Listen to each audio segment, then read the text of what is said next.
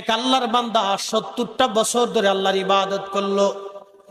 70 বছর ধরে ইবাদত করতে করতে করতে করতে একটানা 70 বছর পর্যন্ত ইবাদত করে আল্লাহর বান্দা ইবাদতে কাটাইলো। 70 বছরের দিন রাত 24 ঘন্টা আল্লাহর ইবাদত করলো।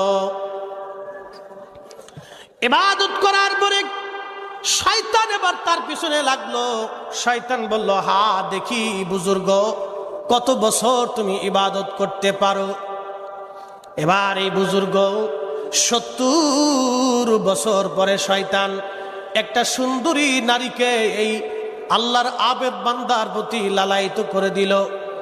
এই যুবতী, এই সুরুষী নারী, এই বেপর্দা বেহায়া নারী ওই আল্লাহর অলির সঙ্গে, ওই আবেদের সঙ্গে একসাথে ওই আবেদের মন আশা হয়ে গেল।